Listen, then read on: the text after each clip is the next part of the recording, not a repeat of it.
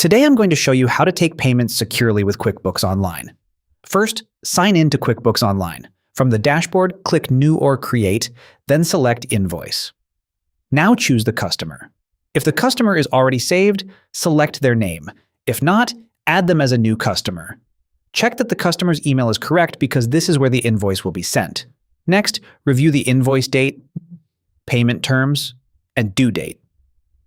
QuickBooks may create the invoice number automatically, so you can leave it unless you need to change it. Now add the products or services you're charging for. Select the item, enter the quantity, rate, and sales tax if needed. Use the description field to briefly explain what the charge is for. If you need to add a discount, shipping, or another charge, add it before sending the invoice. Next, go to the top right and click Manage. Open the Payment Options or Payment Option settings. This is where you choose how customers can pay the invoice. To accept secure online payments through QuickBooks, set up QuickBooks Payments.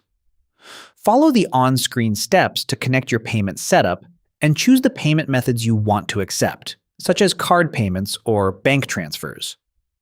QuickBooks may show processing fees and deposit timing during setup, so review those details before continuing.